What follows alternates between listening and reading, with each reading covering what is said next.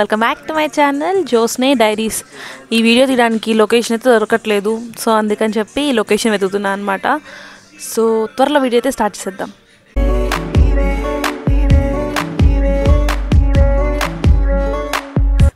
ఇవాళ వీడియో వచ్చేసరికి మీరు ఎన్నో డేస్ నుంచి నాకు ఇన్స్టాగ్రామ్లో క్వెరీస్ వస్తున్నాయి అనమాట. లైక్ ఎలా వెళ్ళావు, ఎంత ఖర్చు అయింది అని చెప్పి. సో దానికోసం నేనైతే ఇవాళ వీడియో రికార్డ్ చేస్తున్నాను. దానికోసం ఇలా స్క్రిప్ట్ కూడా కొంచెం ప్రిపేర్ చేసుకున్నాను, క్లారిటీగా చెప్దామని చెప్పి. సో ఇంకా వీడియో అయితే స్టార్ట్. నార్మల్గా నా వీడియోస్ ముందు నుంచి చూసే వాళ్ళకైతే తెలుసు, నేను ఆల్రెడీ యాక్సెంచర్లో వర్క్ చేశానని చెప్పి. ఆ టైంలో నేను డిసైడ్ అయ్యాను అనమాట, మాస్టర్స్ వెళ్దాము అని చెప్పి, జాన్ ఇంటెక్కి వెళ్దాము అని చెప్పి నేను ఫిక్స్ అయ్యా. అప్పుడు నేను ఇంకా సెప్టెంబర్లో నా ప్రాసెస్ మొత్తం స్టార్ట్ చేసేటప్పుడు ముందైతే కాలేజ్ నుంచి ట్రాన్స్క్రిప్ట్స్ తెచ్చుకోవాలి. ఈ ట్రాన్స్క్రిప్ట్స్ అయితే అప్లై చేశాను. అక్కడ నేను 3 ట్రాన్స్క్రిప్ట్స్ తీసుకున్నాను, 3 కాపీస్ తీసుకున్నాను. అక్కడ నాకు మొత్తం కలిపి 2500 అయితే అయింది ఫస్ట్ కాలేజ్లో. తర్వాత ఎగ్జామ్స్ రాయాలి కదా, ఆ ఎగ్జామ్స్లో నేను జిఆర్ఈ అండ్ డ్యూలింగో సెలెక్ట్ చేసుకున్నాను, బికాజ్ నాకు టైం తక్కువ ఉంది. సో జిఆర్ఈ అయితే నాకు మొత్తం కలిపి ఒక 20,000 అయింది రాయడానికి. అండ్ తర్వాత డ్యూలింగో తీసుకున్నాను. డ్యూలింగో ఎందుకంటే మన ఇంగ్లీష్ ప్రొఫిషియన్సీ టెస్ట్ చేసుకోవడానికి అనమాట. మనం ఇక్కడ డ్యూలింగో అయినా రాయొచ్చు, ఐఎల్స్ అయినా రాయొచ్చు, టోఫెల్ అయినా రాయొచ్చు. డ్యూలింగో తక్కువ అమౌంట్ అండ్ తక్కువ ప్రిపరేషన్తో ఈజీగా రాయొచ్చు అని నాకు అనిపించి నేను డ్యూలింగో తీసుకున్నాను. సో డ్యూలింగో రాయడానికి నాకైతే 5,000 అయింది. నేను 2 వీక్స్ అయితే ప్రిపేర్ అయ్యి రాశాను అనమాట. అండ్ తర్వాత కాలేజ్ అయితే అప్లై చేయాలి. ఇక్కడైతే నేను తక్కువ కాలేజ్ అప్లై చేశాను, లైక్ 3 to 4 కాలేజే అప్లై చేశాను. ఎందుకంటే నాకు వెళ్ళే ఇంట్రెస్ట్ అప్పుడు కొంచెం ఉండకుండా ఉంది, కాస్ట్ ఎక్కువ అవుతుంది అనిపించింది. సో నేను 3 to 4 కాలేజే అప్లై చేశాను. అందులో ఒకటి వెస్ట్ క్లిఫ్ యూనివర్సిటీ. దాని ఫీజు కూడా చాలా తక్కువ, 20 lakhs లోపే ఉంటుంది. అక్కడికి వెళ్ళినాకైనా మేనేజ్ చేయొచ్చు అని చెప్పి అది పెట్టుకున్నాను. అండ్ తర్వాత యూనివర్సిటీ ఆఫ్ న్యూ హెవెన్, అది ఒహాయోలో ఉంది. అక్కడ మా ఫ్రెండ్స్ చాలామంది ఉన్నారు, సో అక్కడికి వెళ్ళాక ఏదైనా వాళ్ళతో యూజ్ ఉంటుందని చెప్పి నేను అది పెట్టుకున్నాను అక్కడ న్యూ హెవెన్. అండ్ తర్వాత కాల్ స్టేట్ శాన్ బెర్నార్డినో, ఇదైతే నేను ర్యాండమ్గా పెట్టుకున్నాను. ఆ కన్సల్టెన్సీ అంకుల్ సజెస్ట్ చేశారనమాట నాకు. సరే అని చెప్పి ఇంకా ఈ 3 కాలేజెస్తో నా మొత్తం ఇంకా స్టార్ట్ చేశాను. తర్వాత పెట్టుకుందాంలే, ముందైతే ఈ 3 నుంచి ఏదైనా అప్లికేషన్ వస్తే దాని తర్వాత ప్రొసీడ్ అవుదామని చెప్పి వదిలేశాను. ఫస్ట్ లక్కీగా అయితే నాకు వెస్ట్ క్లిఫ్ నుంచి అండ్ ఇంకా కాల్ స్టేట్ నుంచి నాకు ముందు వచ్చేసాయి. న్యూ హెవెన్ రిజెక్ట్ అయింది. నాకు బల్క్ అప్లికేషన్స్ ఉన్నాయి, నెక్స్ట్ ఇంటెక్కి ట్రై చేయండి అని మెయిల్ వచ్చి అలా రిజెక్ట్ అయినట్టు నేను ఇంకా దాన్ని తీసుకున్నాను. సో దానికి నాకు మనీ అయితే వేస్ట్ అయ్యాయి. అప్లికేషన్స్ మొత్తాన్ని చేయడానికి నాకైతే ఒక 25,000 అయితే అయినాయి అనమాట. ఇంకా నెక్స్ట్ తర్వాత మనం కాలేజెస్ అప్లై చేసిన తర్వాత కాలేజెస్ నుంచి మనకి ఇంకా I-20s రావటం ఇట్లా ఉంటుంది కదా.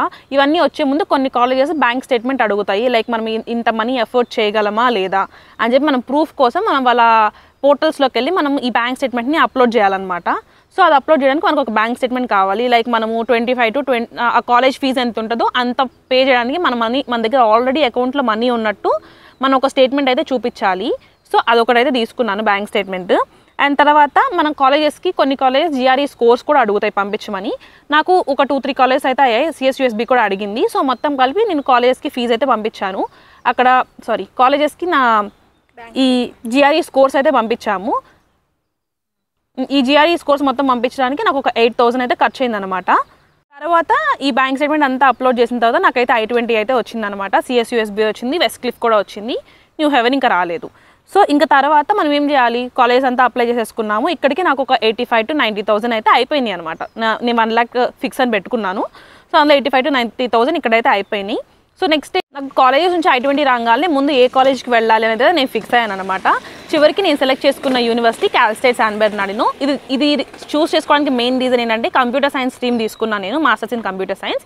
నాకు ఫీజు 25 lakhs చూపించింది అనమాట I-20లో.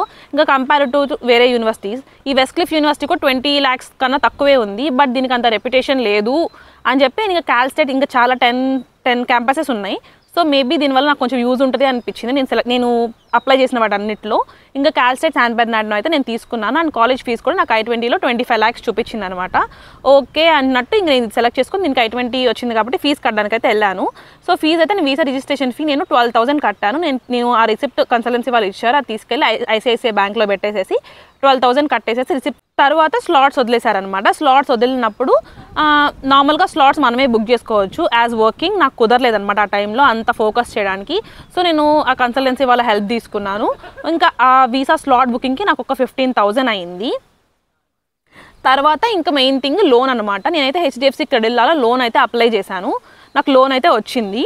ఇంకా లోన్ వచ్చినప్పుడు ఆ ఎడ్యుకేషన్ లోన్కి మనం లోన్ రాగానే మనం ఒక 40 lakhs 50 lakhs వాళ్ళు ఇస్తామని చెప్తారు కదా మన రిక్వైర్మెంట్ని బట్టి. నాకు 40 lakhs శాంక్షన్ అయిందనమాట.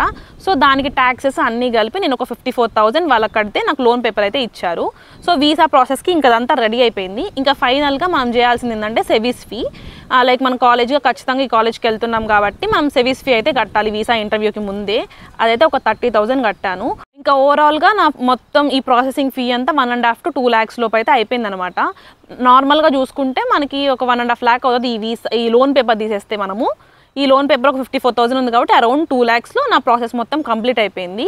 అండ్ ఇక్కడ మీకు కొన్ని థింగ్స్ చెప్పాలి. మనం ఎప్పుడైనా సరే వీసా స్లాట్ బుకింగ్కి ముందే ఇప్పుడు జరుగుతున్న ప్రాసెస్ని బట్టి DS-160 మొత్తం కంప్లీట్గా ఫిల్ అయిపోయి ఉండాలి. ఒకవేళ మనం DS-160 సగం ఫిల్ చేసి వీసా స్లాట్ కనుక బుక్ చేసుకుంటే అసలు మనం వీసాకి వెళ్ళక ముందే DS-160 దగ్గరే మన వీసా ఇంటర్వ్యూ ఆగిపోతుంది అనమాట. నేను ఆల్రెడీ ఎగ్జాంపుల్గా ఒక ఫ్రెండ్ని చూశాను. తను మర్చిపోయాడు అనమాట DS-160 సగం ఫిల్ చేసి తర్వాత అప్డేట్ చేసుకోవచ్చులే అని. తను ఇంటర్వ్యూకి వెళ్ళే టైంలోనే తను అసలు అక్కడే ఆపేశారు. ఇంకా తన ఇంటర్వ్యూ కూడా ఇవ్వలేదు. అలా అన్ఫార్చునేట్గా తనకి మిస్ అయింది. సో ఇప్పుడైతే కొన్ని ఇంకా మోడిఫికేషన్స్ జరుగుతూ ఉన్నాయి. రూల్స్ అని రెగ్యులేషన్స్ అన్నీ మారుతూ ఉన్నాయి. సో చూసుకుని ఇవన్నీ ప్రాసెస్ చేసుకోండి. అండ్ ఈ వీడియో ఎంత కొంత యూజ్ అయింది అనుకుంటున్నాను. ఆల్ ది బెస్ట్ మరి. అండ్ అరౌండ్ ఇలా 2 lakhs లోపు నా ప్రాసెసింగ్ ఫీజ్ అంతా మొత్తం కంప్లీట్ అయిపోయింది అనమాట. మీరు ఇప్పుడు స్టార్ట్ చేస్తున్నప్పుడు మినిమం 1 lakh అన్న హ్యాండ్లో ఉంచుకుని ఈ ప్రాసెసింగ్ అంతా స్టార్ట్ చేస్తే బెస్ట్. లేకపోతే మనకు చాలా ఇబ్బంది అవుతుంది. మధ్యలో ఆగిపోతూ ఉంటుంది. మీరు ఈ ఇంటేక్ అక్కడ మళ్ళీ నెక్స్ట్ ఇంటేక్ అట్లా ల్యాగ్ అవుతూ ఉంటుంది అనమాట. మినిమం 1 lakh అన్న ఉంటే మెయింటైన్ చేయొచ్చు అని చెప్పి నా ఫీలింగ్. అండ్ తర్వాత ఈ వీడియో ఎంత కొంత యూజ్ అయిందని నేను అనుకుంటున్నా. మీకు ఇంకా అర్థం కాకపోయినా మీకు ఏమైనా డౌట్స్ ఉన్నా నా ఇన్స్టాగ్రామ్ పేజ్ ఉంది జ్యోత్స్న డైరీస్ అని. అక్కడ కూడా నేను కొంచెం కంటెంట్ అప్లోడ్ చేస్తూ ఉంటాను. అక్కడ కూడా ఫాలో అవ్వండి. మీకు ఏమైనా క్వైరీస్ ఉంటే నన్ను అక్కడ మెసేజ్ చేయండి. నేను ఫ్రీ టైం చూసుకుని మీ అందరికీ రెస్పాండ్ అవుతాను.